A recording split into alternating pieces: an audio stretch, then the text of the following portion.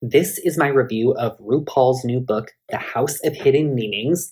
And it's interesting I'm reviewing this book because I went to college in New York City and I met quite a few people who knew RuPaul back in the day. This is not a bias review. I don't have any exclusive tea to give. I just think that's interesting. There is someone I was close to whose name frequently pops up in this book. But actually everything in this book aligns up with the stories I heard prior to this release from those friends. I've never been a Drag Race stan. By a very chance encounter, I ended up getting to know a lot of people who were in RuPaul's circle before the huge fame he has now. This book is overall very good. It's not the best written. It does feel very stream of consciousness. It's written kind of very in a dreamy way that makes it a little hard to get into, as if it was maybe just dictated into a recorder and then written down. But RuPaul is so eloquent as a person that I do appreciate that easy to digest this book. RuPaul was born in San Diego. Something interesting about RuPaul's origin story is it just when I was casually researching RuPaul in years prior, what was written was that RuPaul primarily grew up in Atlanta, Georgia, but that's not true. Most of RuPaul's childhood was in San Diego. Atlanta was much later, so I don't know where that came from, but anyway. And RuPaul was born to not the best circumstances. His mother, who was Creole French from Louisiana, and actually spoke Creole French, interestingly enough, was very young and naive when she had RuPaul's two older twin sisters, and RuPaul's younger sister. The dad was much older in the military, and he was a serial cheater and just an egotistical douchebag. He was not a good person. And the dad moved to San Diego, and family settled in San Diego. And at this time, San Diego was not as it's known now. It was very conservative and very segregated. Both the parents were very cold and very distant and weren't really invested in taking care of the children. But one thing, though, about RuPaul's mom that gets a lot of praise is even though she was absent, even though she had a temper, and even though she, in a lot of ways, dropped the ball with being a supportive parent, she was always very accepting of RuPaul's sexuality. RuPaul said she always knew he was gay for a very young age and had no problem with it. Just because she rejected her very conservative Christian upbringing, she didn't care about anyone being different or weird or whatever. The parents' dynamic was very toxic. The mom didn't drive, so she was homebound a lot, but she was absent a lot of the time, as was the dad. A story about us being a very young kid coming home from school, the door was locked and there was nobody there for him. So I don't know what happened if did he sleep outside that night? His parents did eventually separate. It's kind of funny, but not really. You know that scene in Waiting to Exhale sets the car on fire to her cheating ex-husband? RuPaul's mom almost did exactly that. He said, oh yeah, my parents, there likely was some physical abuse going on. But then later he also said, oh yeah, they threw stuff at each other. It's safe to say the dad absolutely was physically abusive to the mom. He suspects the mom suffered a serious trauma of the SA kind at a young age. When the mom died, he found out she had a glass eye, and he didn't know, likely from a horse riding accident.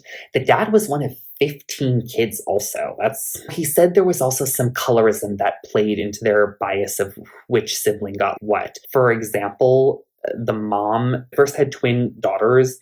Because of the skin color of one of the daughters, she was sent to go live with the grandma. So she didn't even grow up. Their way of making decisions was very unusual. This is how absent his parents were. When the dad moved away and RuPaul would visit him, at 11 years old, he could take the keys of his dad's car and drive the car around the neighborhood without even his dad knowing. That's how absentee was. The mom had very severe depression from the divorce. She was a bit of a prescription pill addict, and she would just be lying in bed for days. What's interesting about, again, the decisions she made and how she kind of handled herself, RuPaul's older sister ended up being a nurse's aide at Planned Parenthood. I think his older sister was still a teenager at this time. I don't even know how that's possible.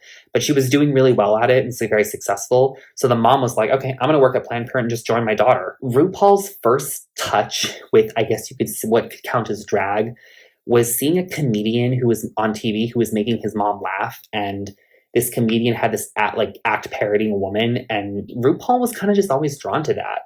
Also, RuPaul always had a naturally androgynous spirit. He was always mistaken for a girl as a kid because of the afro and soft facial features. The mom once found an article on transgender pioneer Christine Jorgensen and clipped it out and said, here, if this might interest you, which just shows the mom was always in tune with who RuPaul was as a spirit, which is very interesting. He also said he idolized this movie character called Cleopatra Jones, which was part of the blaxploitation era of films. I don't know anything about that movie, but again, the strong female character aspect of it. Through a very odd circumstance, he ended up watching a cult film called Shadow of the Valley of the Dolls, which was like an unofficial sequel to Valley of the Dolls, which had very sexual scenes in it, which he saw at a very young age. Also, at a young age, he encountered what was at the time labeled as a transvestite performer at a San Diego nightclub. Again, going back to the parents, how the mom was very devastated by the divorce. So one time, the woman RuPaul's dad left his mom for, her name was Betty. Betty showed up at RuPaul's mom's house, and RuPaul's mom beat her and gave her stitches. Another time, one of RuPaul's older sister was visiting their dad. Betty happened to be there, and this news got back to the mom, and the mom kicked the sister out. And that sister ended up living with a school counselor. And when the mom found this out, the mom called social services and reported her as a runaway. The own daughter she kicked out for that reason, because the daughter was spending time with the dad, and the mistress the dad left him for happened to be there. And then later on, when she commenting about her daughter moving in with a school counselor, which that's a messed up thing to live with a school counselor, she was like, that woman's educated, talking to the school counselor, took in her daughter. I think the mom maybe knew she wasn't a sufficient enough parent, and eventually she just was like, you know what, it's best I just let my daughter live with that person. I'm not in a state to be taking care of her. The mom was a very complex person, had a lot of conflicting problems. RuPaul was very badly bullied in school, and actually just wasn't even going to school at all. Really, school just gave him very serious depression. What's interesting is RuPaul is known as a pioneer of the community, and even in the stories about how he got started in drag, it's very much RuPaul was in the scene, out there in New York City. And it would give you the impression that RuPaul was always very extroverted. RuPaul was a very lonely child, and that was very influenced by very bad bullying in school. So for a majority of the childhood and adult years, RuPaul was very isolated. RuPaul, well, being Black, was very badly bullied in school. He was actually beat up by another kid, stayed alone just to avoid bullying. In high school, he was skipping class so much, he actually failed the 10th grade. This presented a very serious problem because he was going to high school out of district in a better school, and because he was out of district, because he failed, the school's like, no, he has to go back to school in his own district. This was a huge problem because the school in his district neighborhood was very bad, and RuPaul's mom and older sister knew if he went into that school in a local. At this time, RuPaul's older sister, who married a man who was very successful in business, wanted to relocate to Atlanta, Georgia, to be kind of more in the scene with a lot of up-and-coming Black people in business. And it was a very booming new economy, especially for people of color like them. It just was everything San Diego wasn't. So RuPaul's sister and her husband moved to Atlanta, and he moved with them and lived with them and enrolled in a new high school because, again, there's a chance to just not get away, a change of pace. Again, the mom wasn't really involved, and also, again, to not have to go to a really bad high school where things could really get bad for him. And he ended up really liking Atlanta a lot. It was new, it was thriving, it was integrated, it wasn't segregated like San Diego. RuPaul enrolled in high school that I seemed to have like a emphasis on like the performing arts, and had a drama teacher that was very influential, but still RuPaul was skipping a lot of class and just eventually dropped out of high school altogether. Did not graduate at all. Going around Atlanta, not really doing anything, RuPaul had a lot of very interesting encounters. Brother-in-law was involved to networking with a lot of church groups and a lot of like single men in church groups, but these church people were doing anything but that outside of church, doing unholy things.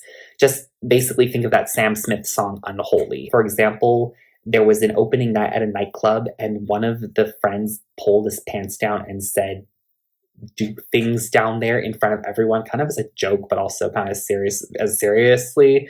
Another man, he was hanging out with all these transgender prostitutes, so kind of like a Hugh Hefner of the transgender community, and RuPaul saw this all as a teen. He also, in that performing arts high school he attended very briefly, he actually did play a drag queen in one of the plays. Following his brother-in-law around, who was doing very well in business, his brother-in-law's business was flipping cars, and RuPaul was helping with that. So RuPaul was, as a young kid, just going all over the country and driving cars across the country. And this kid talks about the loneliness. RuPaul was alone a lot of the times because he was just driving cross country, these cars. His brother was flipping alone with nothing but the radio, listening to music. RuPaul did always want some career in music. He started writing songs at the age of 9, always wanted to perform.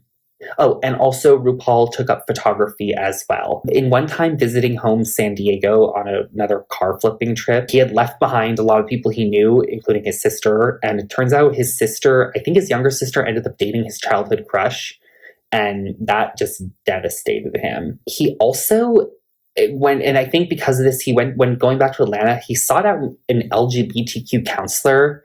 I think he was still a teen at this time. He said he wasn't feeling accepted in the gay community in Atlanta because he was androgynous and femme and not masculine and liked a lot of things that just were not considered okay. And that counselor wanted to kiss RuPaul. And I'm pretty sure RuPaul was either underage at this point or barely legal. And this counselor was 36 and RuPaul agreed. They ended up kissing. That's disgusting. That's just grooming right there. He also laments about when it comes to the early gay community in that he was getting involved in or was kind of touching his toes in the water of. He said that, they wanted the masculine guy and it was very washed in hetero culture and hetero masculine culture and comparing it to a cult, which I totally understand why that's terrible and that's really not okay. It's sexist. Although it's interesting that on RuPaul's Drag Race, he would have the pit crew. So, okay, interesting. And also his first, you could call boyfriend. I think he felt this way about heterosexual culture infiltrating the gay community because his first boyfriend ended up having a religious convergence. It's interesting. Another very interesting thing in his time getting involved in the LGBTQ night scene in Atlanta, he saw Crystal LaBeija perform. This was before she got famous in that documentary, The Queen. And it's interesting that on RuPaul's Drag Race, one of the contestants would parody Crystal LaBeija. That has to be such a full circle moment. I mean, it wasn't said so in the book. I just imagined it. I was like, wow. As I said before, the mom always knew about his sexuality. The dad, who just didn't really care about his kids. At one time, RuPaul was visiting him in Los Angeles, and the dad was like, I hear that you go to Balboa Park with men. Balboa Park at the time was known as a very cruising spot for gay men. None of this was true. RuPaul wasn't doing that way. The dad just made it up as a way to just basically ask his son, are you gay? RuPaul's like, you have no right to know. You never cared about me or anything. So again, never got along with the dad. First time performing in front of a wide audience was in Atlanta. Public access TV was becoming a thing. And there was some in Atlanta, some disco punk show, and he asked to perform on it, and he did. And he did this for 8 years. That's commitment right there. He was making a name for himself in the music scene in Atlanta. At this time, though, he also was working as a janitor. Can you imagine RuPaul working as a janitor? That's interesting. Now we're getting to the part where I met a lot of people who actually knew RuPaul during this time when he moved to New York. Lady Bunny is also from Atlanta, and Lady Bunny and RuPaul and their friends would basically just took the Atlanta scene by storm, whether it be music, performing, drag, whatever, honestly. But on a visit to New York, Lady Bunny's like, I want to move here. We got to move here. And RuPaul was like, okay, let's do it. And it kind of was the next step in what RuPaul wanted to do career-wise. RuPaul definitely in performing music and in nightclubs in Atlanta got kind of an idea of how he wanted to present himself, and just was like, you know what, New York is where we get it done. So they did it. They moved to New York. It's interesting, before in Atlanta, he just had so many different whatever creative projects he could do, stuff he did. He one time was distributing his own magazines. He just got a reputation as an artist and performer. But it's interesting because drag kind of evolved out of the androgynous aesthetic he had when performing music. It was very much Boy George inspired. At least in the beginning, it was Boy George inspired. Moving to New York was actually, he moved to New York twice. The first time was not successful. He said the New York crowd was much tougher to win over. He actually had to move back to Atlanta for a little while, and then another attempt in New York was much more successful. What surprises me is RuPaul was in the same circle as Michael Alig, which I'm surprised I didn't make that connection before because, again, And the people I knew in New York City who knew RuPaul at the time, they were very close to Michael A. So like, of course, like they would have run in the same circle. But it's interesting because the modern drag aesthetic we know RuPaul to have was kind of came out of a parody of just the opulence of 1980s New York fashion, the beginning of the Anna Wintour era. RuPaul dates a lot while in New York and has a lot of spicy encounters, and he owns up to having serious just daddy issues with them. A lot of these men be just influenced by his cold absentee father. But his profile rises when a lot of his friends, they start doing a series of parties that actually was at Andy Warhol's old factory, and RuPaul used that to promote his career. So just the club scene was just so insane. It was partly insane because like one club would hire 7 different promoters to go to like 7 different demographics, and then all of them would come together in just one wild party, just multiple parties a week. In that big party, high-profile party that he got his name more recognized in, one of the performers died the night before the show was supposed to happen. That's tragic, and definitely inspired RuPaul to like seize the moment. Liza Minnelli came also, and then this newfound fame, RuPaul parlayed to being the drag queen of Manhattan in a beauty contest. I said before I didn't have like any exclusive tea to present on RuPaul, just because I met a lot of people who knew RuPaul from before Drag Race era, way long before. There's one story RuPaul gives about taking a trip to Italy, and he was not happy because there was a music project that didn't go very well, and he admits to being a diva. Long ago, I heard about that trip to Italy. He was a massive diva. That in his circle of friends at the time, that trip became legendary. That he was a diva. I thought that was funny to read about. And the only person from Drag Race who's mentioned in this is Matthew Anderson, which I think they later on had some falling out. It's also interesting because Supermodel was a song that didn't chart at all, but it got RuPaul's name out there. But what's interesting is Supermodel helped RuPaul form kind of the brand idea. So it helped solidify the brand of RuPaul and the aesthetic. So it's interesting because the drag identity kind of evolved out of Supermodel. Supermodel was not necessarily from a drag performance. It's kind of just, I think, very interesting. A lot of his musical projects, artistic projects, were just used as a way to help him find himself. When his mom died, it was heartbreaking because, look, she was always very cold and distant and not a good mom. But when she was dying of cancer, she said to him, "I'm proud." Barney's had a mannequin of him. He also was in an Elton John video. He was friends with Elton John. The last part of the book is hard. He had a serious boyfriend who was 12 years younger, I think. He was 33 at the time, and he was regularly performing and in demand and doing movie and TV projects. He wanted to move to Miami, and he bought with his boyfriend an apartment in Miami. His boyfriend was working a really good design job, corporate design, fashion design, New York City. But the commute from Miami to New York and RuPaul traveling got to be too much. So the boyfriend kind of just gave up his career to kind of just be a trophy husband kind of thing while they were living in Miami. And this caused some depression. Just basically all he became was like RuPaul's groupie boyfriend. So his name was George. And just to give George something to do was to renovate the condo in Miami to make a nice home, and that just went terrible. So George was left alone in Miami to renovate this big, nice condo. And they weren't exclusively monogamous, but not super into polyamory. And RuPaul was semi-living in LA to just do acting.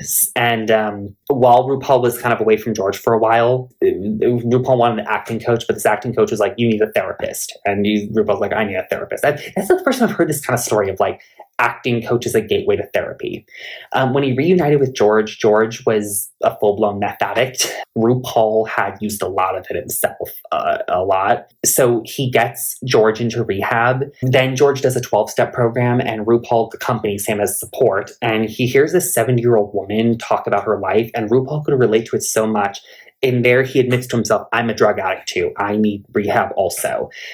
Because he had been clean from binging meth and cocaine for a while, but he still occasionally indulged in it, and he was a downright pothead since he was 10 years old. Because he wasn't as bad as his boyfriend, he was like, "I'm fine," but no, he wasn't. So he went and got clean.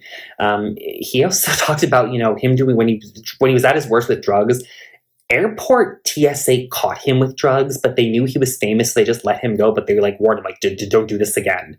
wow, that's impressive. And George, he fell into George because he was just suffering depression because he just gave up a potential for a good career at a very young age to be with RuPaul. And the renovating condo wasn't going well. He wasn't really doing anything with it, and cocaine was stuffed everywhere. They broke up, but RuPaul was under so much stress, he just wanted to almost quit show business. And George was like, no, you have to keep going and all. So that's pretty much where it ends right there and then. And the rest is history. Overall, a very nice book on the origin story of RuPaul and kind of takes away a lot of the mythology. And I think is a very worthwhile story.